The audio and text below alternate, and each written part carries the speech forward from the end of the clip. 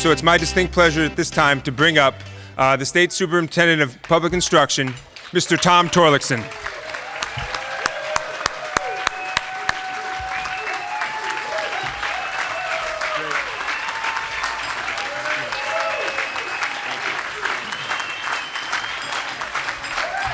Wow.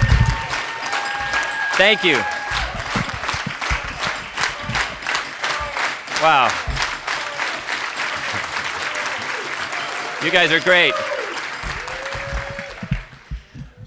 Wow, there's energy here. There's positive energy here.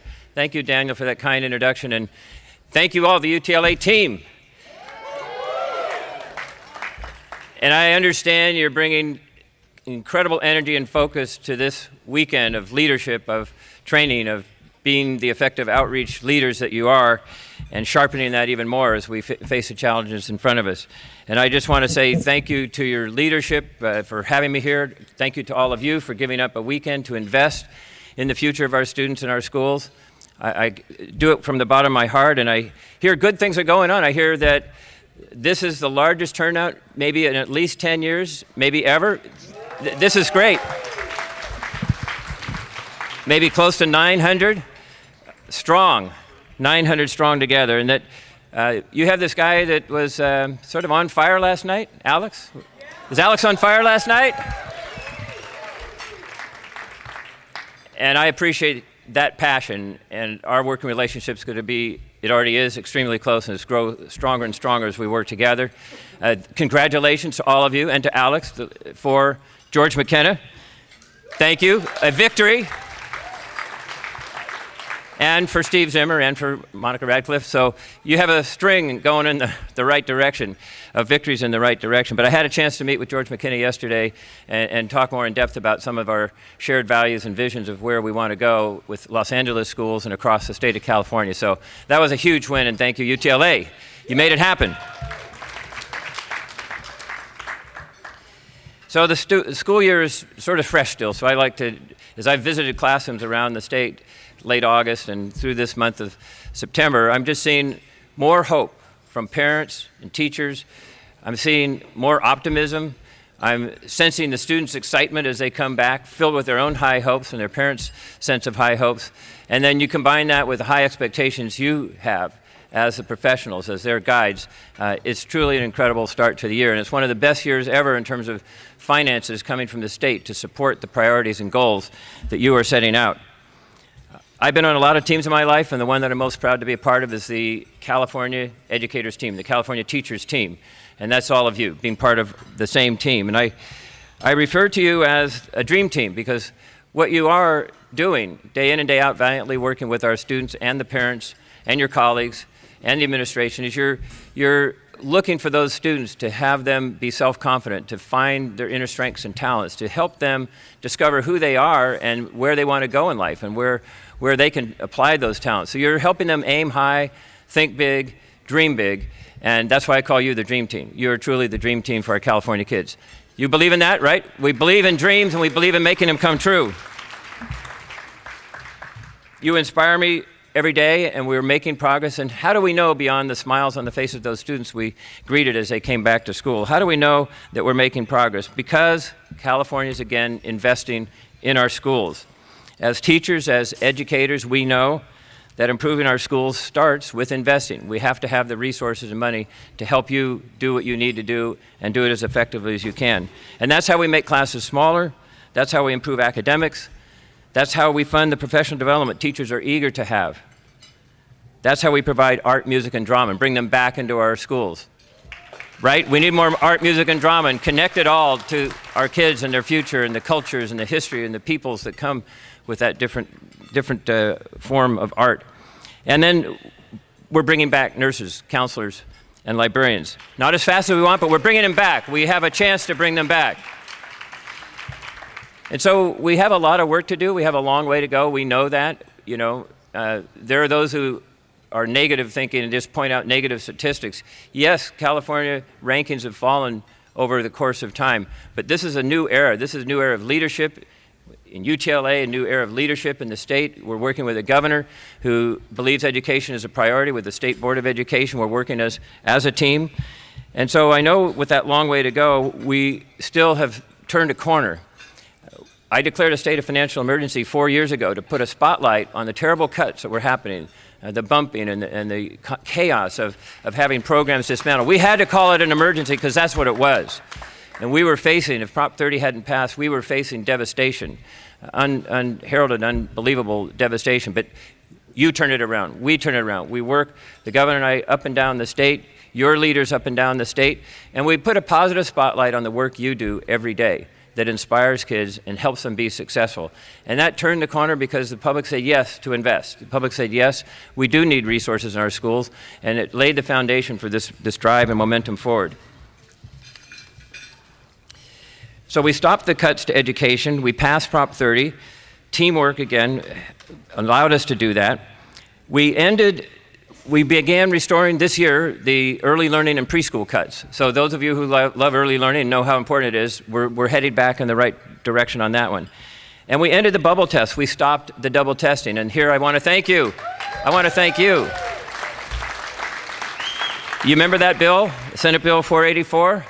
You were right at my side as we fought, and we got the Senate to first endorse it, and it moved on forward. But we were threatened. I came back to the office one night about 8 o'clock and saw on the fax machine a letter from Arnie Duncan threatening the California legislature and our students by saying, I'll take away your Title I money if you don't do the old CST testing.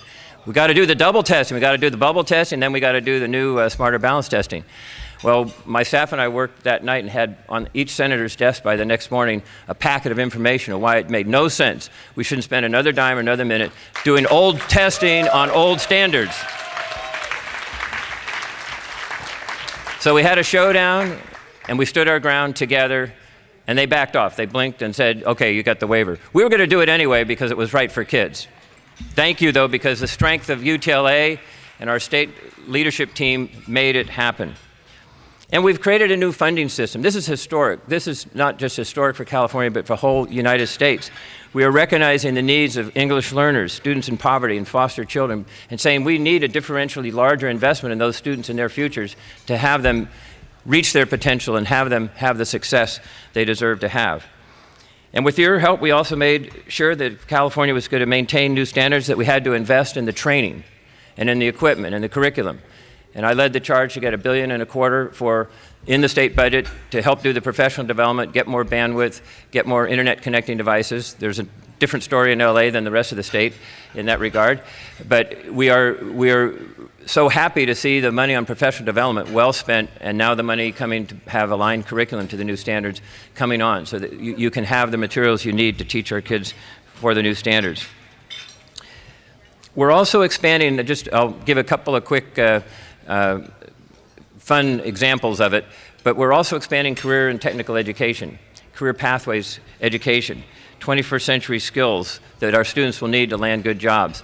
And we're seeing across the state, partnership academies have been working, dropout rates are going down, graduation rates and college going rates are going up, and most importantly, students are having fun. I was in Montebello yesterday and in Ventura County last week, in parts of LA, where I'm seeing students in health academies. They're learning CPR, they're learning how to triage patients, they're learning how to become future nurses and doctors.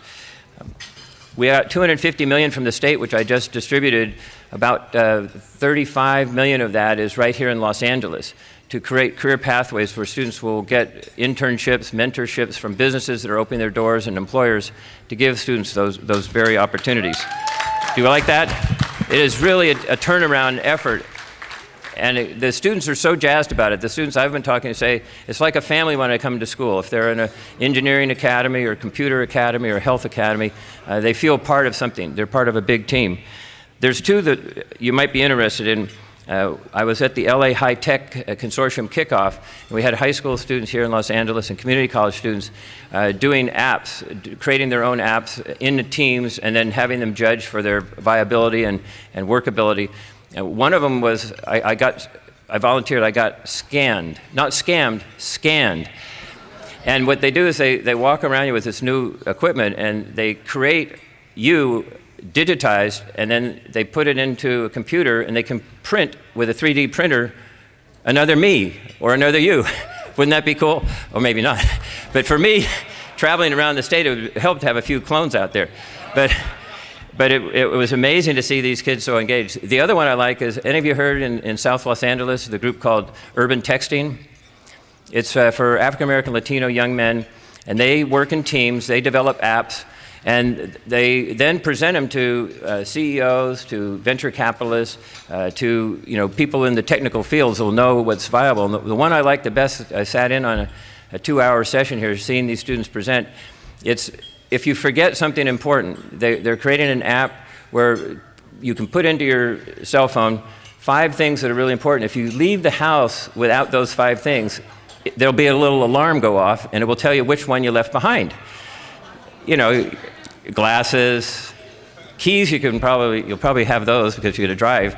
But anyway, for me, that would be a big help, keeping track of all these things.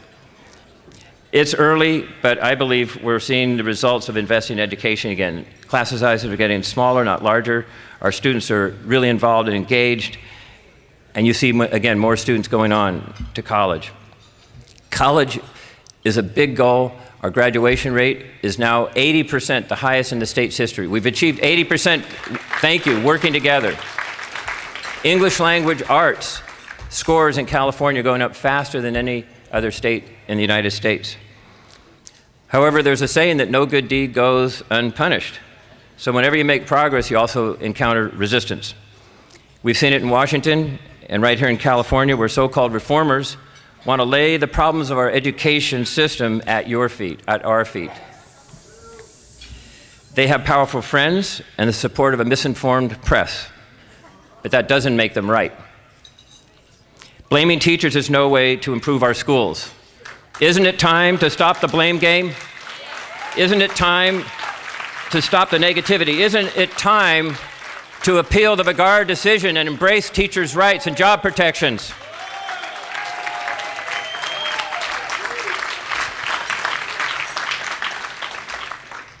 I believe that a vocal, empowered teacher is the best way to keep schools working for our kids.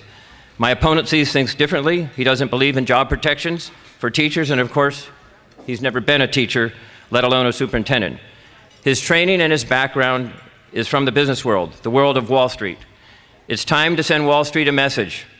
Every one of our schools is worth investing in, and not one of them is for sale.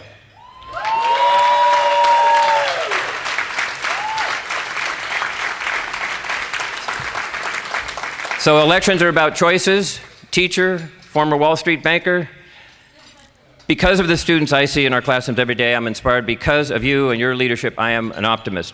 Let's keep building on our successes. Let's be the teacher leaders that you are, that you have been. Let's keep our high hopes and high expectations driving a strong public education system forward. Are you ready? Yeah. Are you fired up? Yeah. We're going to do it side by side. Let's work together, fight together. We'll get it done. Thank you very much. UTLA team.